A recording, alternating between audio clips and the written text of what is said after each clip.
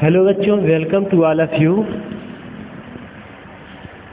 आज हम लोग क्लास 12th के केमिस्ट्री के सॉल्यूशन चैप्टर से पार्ट 3 का अध्ययन करेंगे, जिसमें हम लोग पिछले क्लास में सॉलिड सॉल्यूशन का अध्ययन किए थे। सॉलिड सॉल्यूशन किसे कहते हैं, लेकिन आज हम लोग अध्ययन करेंगे टाइप्स ऑफ सॉलिड सॉल्यूशन, यानी ठोस विलयन के प्रकार। ठोस विलयन के कितने प्रकार होते हैं, टाइप्स ऑफ सॉलिड सॉल्यूशन। तो देखेंगे सॉलिड सॉल्यूशन ऑलवेज 2 टाइप्स होता है। फर्स्ट नंबर है सब्स्टिट्यूशनल सॉलिड सॉल्यूशन एंड सेकंड है इंटरस्टिशियल सॉलिड सॉल्यूशन, यानी हिंदी में कहेंगे प्रतिस्थापनी ठोस विलयन, और दूसरा है अंतराकाशी ठोस विलयन। इसका हम लोग आज अध्ययन करने जा रहे हैं। और ये जो ठोस सॉल्यूशन होते हैं, एक्चुअली बहुत सारे ठोस सॉल्यूशन तो हेट्रोजीनियस होते हैं, इसलिए हम उन्हें मिश्रण ही कहते हैं, न कि विलयन कहते हैं। लेकिन कुछ ऐसे होते हैं सॉलिड सॉल्यूशन जिसके मिक्सचर जो होते हैं होमोजीनियस होते हैं, उसे हम विलयन कहते हैं, यानी सॉल्यूशन कहते हैं। तो हम आज देखेंगे प्रतिस्थापनी ठोस विलयन को और अंतराकाशी ठोस विलयन को। प्रतिस्थापनी ठोस विलयन क्या होता है, पहले इसके बारे में अध्ययन करते हैं, और फिर उसके बाद हम लोग अध्ययन करेंगे अंतराकाशी ठोस विलयन के बारे में। तो यहाँ पर देखते हैं प्रतिस्थापनी ठोस विलयन क्या होता है। तो हम जानते हैं कि कोई भी लिक्विड सॉल्यूशन हो या सॉलिड सॉल्यूशन हो, उसमें 2 पार्ट होते हैं, एक सॉल्वेंट होता है, दूसरा सॉल्यूट होता है। तो यहाँ भी एक सॉल्वेंट होगा, एक सॉल्यूट होगा, यानी एक विलायक होगा और दूसरा विलेय होगा। तो प्रतिस्थापनी ठोस विलयन में क्यों नाम पड़ गया, नाम से स्पष्ट है कि प्रतिस्थापन होगा, यानी विलयन के किसी पार्ट में कुछ न कुछ प्रतिस्थापन होगा। यानी 2 घटक होते हैं, दोनों में से एक का प्रतिस्थापन होगा, उसकी जगह से दूसरा घटक कोई आ जाएगा, इसीलिए उसका नाम ही पड़ गया प्रतिस्थापनी ठोस सॉल्यूशन, यानी सब्स्टिट्यूशनल सॉलिड सॉल्यूशन। तो यदि हम विलायक के पार्टिकल्स को हम सर्कल में मानते हैं, पॉइंट लगा हुआ है, और विलेय का जो पार्टिकल्स है उसे हम सर्कल में क्रॉस पॉइंट से दर्शाते हैं, क्रॉस से दर्शाते हैं। तो दोनों हमें, जैसा कि फिगर में स्पष्ट है कि हम देख रहे हैं कि यदि सॉल्वेंट यानी विलायक के अणु रेगुलर तरीके से इसमें डिस्पर्स है, यानी फैले हुए हैं, यानी टोटल भरा होगा सॉल्वेंट पार्टिकल, यानी ये इस साइज वाला पार्टिकल जो है इस टाइप का, इसकी साइज है, सर्कल में पॉइंट लगा हुआ है, तो इसमें पूरा भरे होंगे।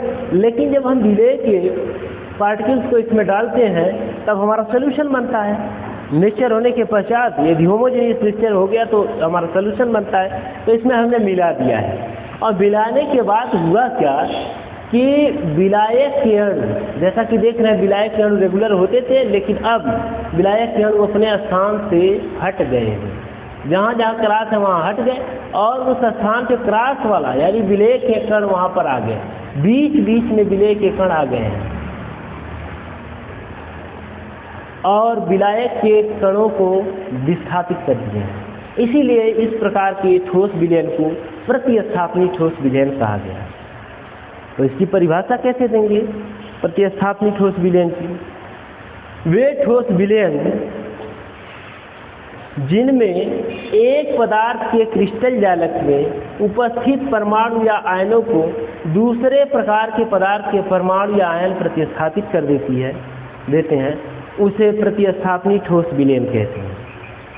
यानी यदि विलायक के जो क्रिस्टल जालक होंगे उसमें उसके घटक परमाणु आयन अथवा कण होंगे, उसको विलेय के परमाणु अथवा आयन अथवा घटक कण प्रतिस्थापित करके उसके स्थान को ले लेते हैं, तो उसे हम लोग क्या कहते हैं, प्रतिस्थापनी ठोस विलयन कहते हैं, सब्स्टिट्यूशनल सॉलिड सॉल्यूशन कहते हैं। अच्छा, अब सेकेंड पॉइंट का अध्ययन हम लोग करते हैं। सेकेंड पॉइंट में कहा गया अंतराकाशी ठोस विलयन। ये कौन सा ठोस विलयन है? अंतराकाशी ठोस विलयन। अब इसमें नाम से इसके भी स्पष्ट है कि अंतराकाशी,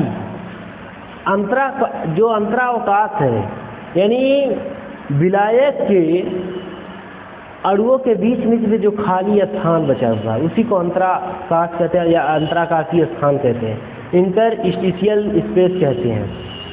उसी स्थान में यदि विलेय के कण, जैसा कि पॉइंटेड दर्शाया गया, आके उपस्थित हो जाते हैं, उसके स्थान को, अंतराकाशीय स्थान को ग्रहण कर लेते हैं, तो इस प्रकार से जो सॉल्यूशन बनता है उसे अंतराकाशीय ठोस सॉल्यूशन कहते हैं, यानी अंतराकाशीय ठोस विलयन कहते हैं।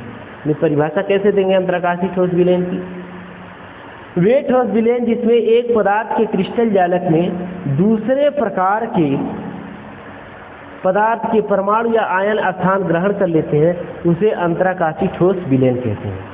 यानी वे ठोस विलयन जिसमें एक पदार्थ के क्रिस्टल जालक में दूसरे पदार्थ के परमाणु या आयन स्थान ग्रहण कर लेते हैं, उसे अंतराकाशीय ठोस विलयन कहते हैं। अब इस पूरे स्ट्रक्चर में हम देख रहे हैं कि बीच बीच में जो स्थान है, यानी विलायक के अणुओं के बीच बीच में खाली जो अंतराकाशीय स्थान है उसमें विलेय के अणु आ गए हैं।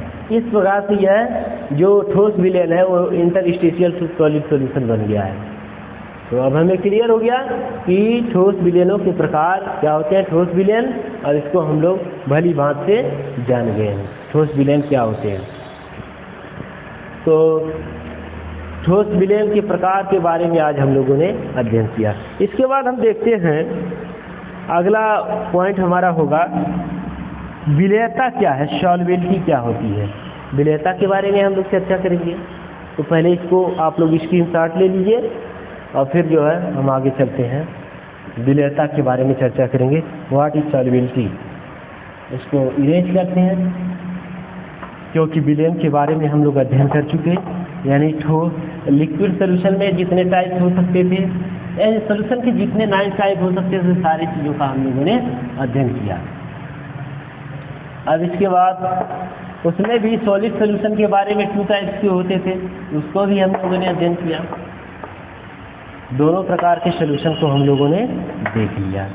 अब हम देखते हैं आगे पॉइंट में, हम लोग देखते हैं विलेयता।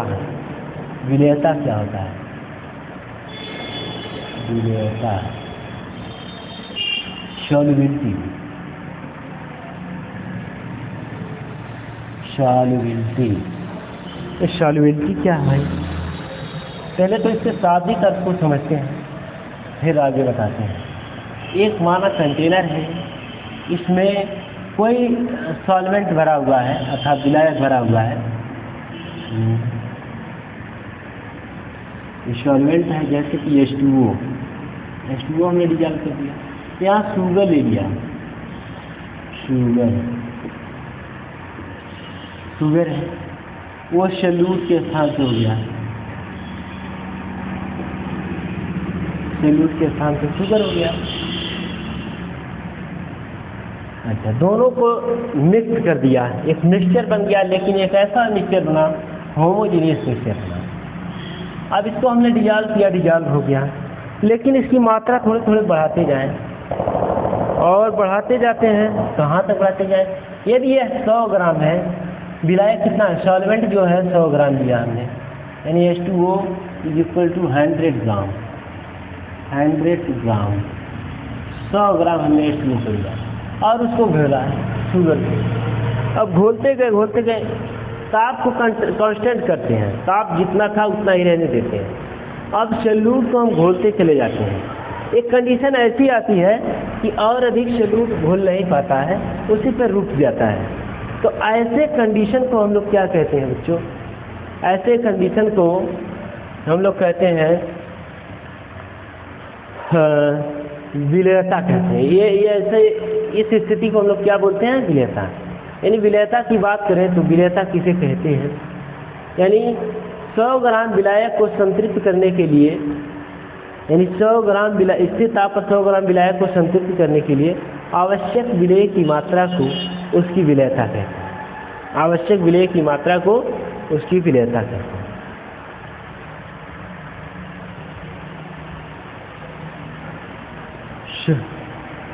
फिर आगे हम लोग अध्ययन करेंगे। आज के लिए इतना ही। अब अगले टर्म पे हम लोग देखेंगे। आज छोटा सा टॉपिक पढ़ा है, लेकिन अगले टर्म पे ठीक ठाक लेक्चर